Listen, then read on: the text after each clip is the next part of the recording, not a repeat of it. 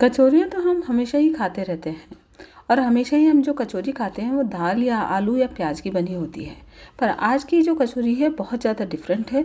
ये राजस्थान की फेमस शहर जोधपुर से ली गई है। जी हाँ, ये कचौरियाँ जोधपुर में ही बनाई जाती है, जिसे मावा कचौरी के नाम से जाना जाता है। बहुत ज़्यादा फेमस है यहाँ की कचौरियाँ और खाने में भी बहुत ज़्यादा टेस्टी होती है। इसमें बहुत सारा रस भर के खाया जाता है, अंदर से ये थोड़ी सी मिठास लिए हुई होती है और बहुत ज़्यादा क्रिस्पी और रियली डिलीशियस कचौरियों में से एक रेसिपी है जो हम मिठाइयों में खाना पसंद करते हैं। Just add spices with Deepti आज इसी रेसिपी के साथ आप सभी का वेलकम करती है। देखिए, मैं इसे तोड़ कर भी दिखाती हूँ। अंदर तक इसमें मावे की फीलिंग हुई है और रियली बहुत ज़्यादा टेस्टी है। इसे बनाना भी इतना ज़्यादा आसान है जितना कि इसे खाना।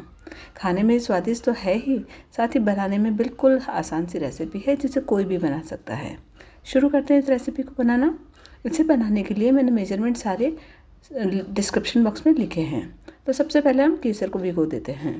इसमें केसर डलता है, अगर आप लोगों के पास हो तो ज़रूर से इसका यूज़ कीजिएगा। अब इसके साथ ही इसमें डलते हैं कुछ गरम मसाले, जिसमें जायफल ज़रूर से डलता है, बड़ी इलायची और साबुत इलायची जो हरी वाली आती है। केसर हम ऑलरेडी भिगो चुके हैं। अब सबसे पहले हमें मावे को भूनना है, तो मैंने थोड़ा सा घी लिया है। अगर आप नॉन स्टिक पैन में मेरी तरह भून रहे हैं तो घी की वैसे रिक्वायरमेंट नहीं है, और चाहे तो आप थोड़ा सा डाल सकते हैं, सिर्फ आधा चम्मच जितना, जैसे मैंने डाला है। तो हमें जब भी मावे को भूनना होगा तो हमें मोटे पैंदे का बर्तन या फिर नॉन स्टिक ही लेना है और मावे को हमें बिल्कुल सिम आंच पे ही भूनना है। तो ये मार्केट का मावा है, आप घर का बना हुआ मावा भी ले सकते हैं और मैंने उसका लिंक भी शेयर कर रखा है। उसकी रेसिपी मेरे चैनल पे आपको आसानी से मिल जाएगी, जिसे मैंने पाउडर मिल्क के साथ बनाया है।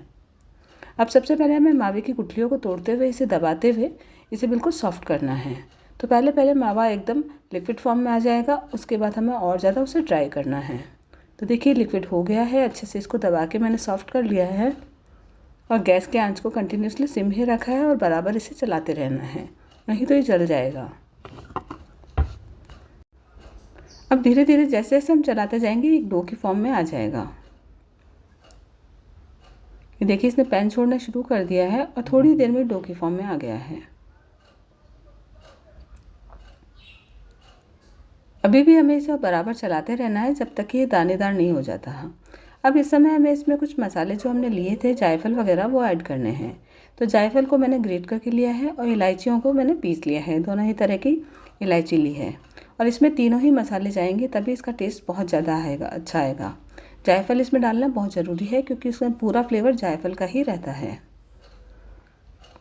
अभी मावा अच्छे से सीख गया है, एकदम दानेदार से जब बन जाए तभी हमें गैस की फ्लेम को बंद करना है।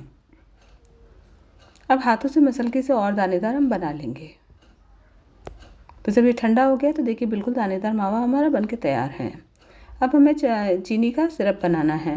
तो इसके लिए मैंने 300 ग्राम चीनी ली है और 200 ml पानी लिया है और इसको हम बॉयल होने तक, चिपचिपी चाशनी होने तक बनाएंगे। इसमें कोई तार नहीं चाहिए, हमें इस बात का ध्यान रखना है।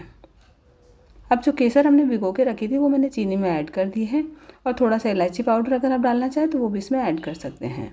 और केसर को स्किप करना चाहें तो इसमें इलायची ज़रूर डालिएगा और आप येलो फूड कलर ऐड कर सकते हैं, जैसा कि मार्केट में नॉर्मली मिलता है।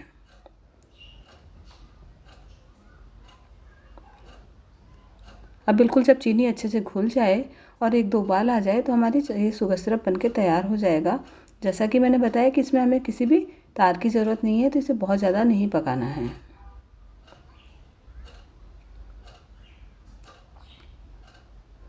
तो ये बनके तैयार है, इसे साइड में रख देंगे। अब हमें मैदा का डो लगाना है, तो उसके लिए मैंने 1 चुटकी नमक डाला है और 400 ग्राम ही मैदा है, तो उसके हिसाब से मैंने 4 से 5 चम्मच घी डाला है। मिठाइयाँ हमेशा घी में ही अच्छी लगती है, तो हमें कोशिश करनी है कि इसे घी में ही बनाना है। हालांकि बहुत से लोग इसे तेल में भी फ्राई करते हैं, जैसे जलेबी है, कचौरी है, तो वो तेल में भी फ्राई करते हैं, गुलाब जामुन वगैरह, लेकिन इसका स्वाद घी में ज़्यादा अच्छा आता है। तो मैंने 4 से 5 चम्मच घी का मोइन दिया है और इसे अच्छे से मसल लिया है।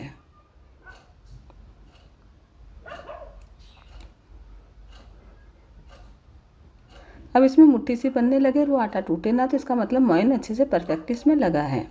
अब इस आटे को हमें नीड करना है, तो थोड़ा थोड़ा पानी डालते हुए इसे हम गूंद देंगे अच्छे से और कचौरी का जब भी हम आटा लगाते हैं तो थोड़ा सॉफ्ट ही लगता है और समोसे के आटे को बहुत सख्त गूँथा जाता है। तो जैसा हम पूड़ी का आटा लगाते हैं थोड़ा सख्त रहता है, वैसा ही हम आटा इसका मैदा भी हम इसी को लगा लेंगे इस कचौरियों के लिए भी। और आटा अच्छे से जब नीड हो जाए तो इसे ढककर 10 मिनट के लिए हम रेस्ट करने के लिए रख देंगे। अब जो मावा लिया है उसमें हम मेवा भी ऐड करेंगे, जिसमें मैंने बादाम और काजू डाले हैं। अगर आप चाहें तो पिस्ता भी ऐड कर सकते हैं।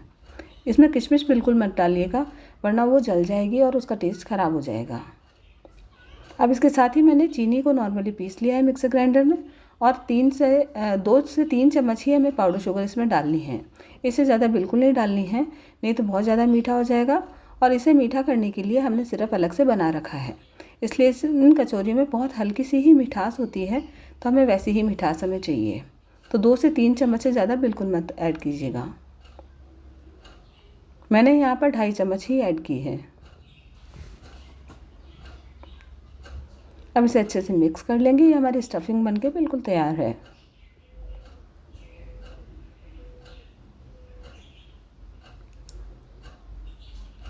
अब जो हमने आटा पहले से नीड कर रखा था उसे एक बार फिर से हम नीड कर लेंगे, हाथों से मसल लेंगे। ये जोधपुर की जो कचौरियाँ मिलती है वो वैसे बहुत बड़े साइज़ की मिलती है, जैसे एक आदमी एक बार में तो पूरी नहीं खा सकता, क्योंकि काफ़ी बड़ी और मोटी होती है। तो और हम ये घर पर बना रहे हैं, इसलिए मैंने इसे नॉर्मल साइज़ की बनाई है। तो आप चाहें तो इसे बड़ी बड़ी कचौरियाँ भी बना सकते हैं, जैसे कि हमारी पूड़ी होती है बिल्कुल उस साइज़ की, या उससे भी थोड़ी बड़ी ही मिलती है वो कचौरियाँ।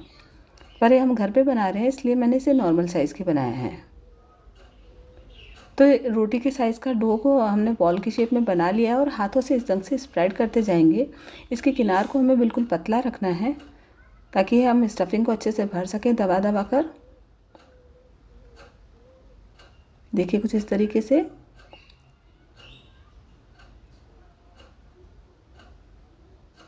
अब बीच में से जब मोटा रहेगा तो इसमें स्टफिंग दबाएंगे और इसे सील करेंगे, तो एकदम सब लेवल से आ जाएगा।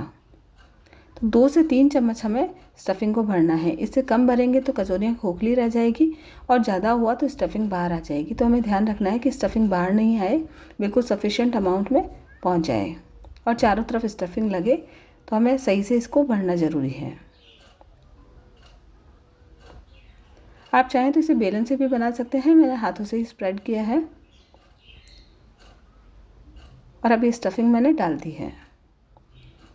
अब देखिए कुछ इस तरीके से हमें सील करना है कि सभी किनारों को आपस में मिलाते हुए पहले हम जोड़ लेंगे, फिर उसे घुमाते हुए जो एक्स्ट्रा हमारा डो है उसे हटा देंगे। देखिए इस ढंग से गोल गोल घुमाएंगे तो ये पूरी कचौरियाँ अंदर तक सील हो जाएगी और बिल्कुल भी स्टफिंग हमारी बाहर नहीं आएगी। यहाँ पर इसे सील अच्छे से करना बहुत ज़रूरी है। उसके बाद हथौले से दबाते हुए देखिए कुछ पीछे से इस ढंग से हम दबाएंगे और इस ढंग से इसे फैला लेंगे। और जिस साइज़ की हमें कचौरी चाहिए उस साइज़ तक हम इसे स्प्रेड कर लेंगे। इसी ढंग से हम बाकी की कचौरियाँ और बना लेंगे। मैं एक और बना के दिखाती हूँ। बिल्कुल हमें किनार को इस ढंग से पतला रखना है।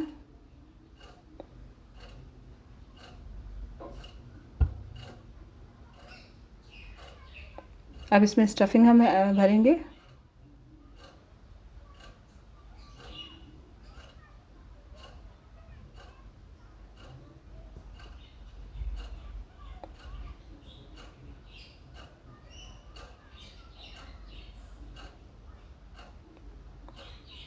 अब इसे अच्छे से हम सील कर लेंगे। बस सील अच्छे से होनी चाहिए, इस बात का बहुत अच्छे से ध्यान रखना ज़रूरी है, क्योंकि कहीं से भी खुली रही तो घी अंदर चला जाएगा और पूरी कचौरी में घी भर जाएगा, जो ना तो खाने में अच्छी लगेगी और ना ही वो अच्छे से सिकाई होगी, बल्कि घी स्टफिंग बाहर आते ही घी भी पूरा ख़राब हो जाएगा। तो इसे सील करना बहुत अच्छे से ज़रूरी है। अब इसी ढंग से हथेलियों से हम स्प्रेड करते जाएंगे ताकि इवनली मसाला है वो स्प्रेड हो सके।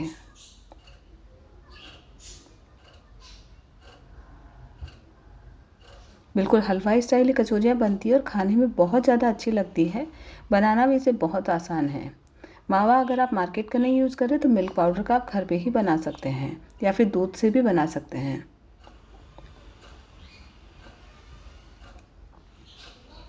अब मैंने कढ़ाई में घी गर्म होने के लिए रख दिया है और घी को अच्छे से गर्म होने के बाद कचौरी को हमेशा जब भी किसी भी तरह की कचौरी को फ्राई करें तो बिल्कुल सेम आंच पे ही फ्राई करनी है।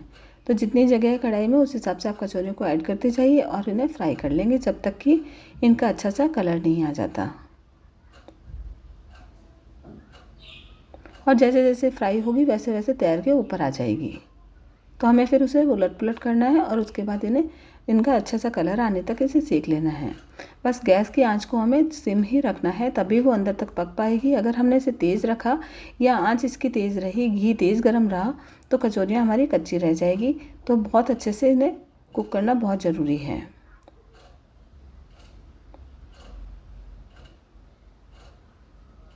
तो हम बाकी सभी कचौरियों को इसी ढंग से फ्राई कर लेंगे। तो हमारी मावे की कचौरियाँ बनके बिल्कुल तैयार हो गई है। अब इनका प्रेजेंटेशन भी कुछ अलग तरीके से करा जाता है कि शुगर सिरप अलग से मिलता है और कचौरियाँ सेपरेटली, और ये बहुत दिनों तक ख़राब नहीं होती है, तो आप इन्हें स्टोर करके भी रख सकते हैं। तो इनमें कचौरियों में इस ढंग से होल किया जाता है और इसमें चाशनी को भरा जाता है जो हमने तैयार करके रखी हुई है। खाने में बहुत ज़्यादा स्वाद लगती है, तो एक बार ज़रूर से ट्राई कीजिएगा। हमारी कचौरियाँ बनके बिल्कुल तैयार है। मैं इसे तोड़ के भी दिखाती हूँ। अंदर तक स्टफिंग भरी हुई है और ये अंदर से भी मीठी है और आप जितना चाहे इसे और मीठा कर सकते हैं। अगर आपको मेरी ये रेसिपी अच्छी लगी हो तो इसे लाइक शेयर कीजिए। Thanks for watching my channel.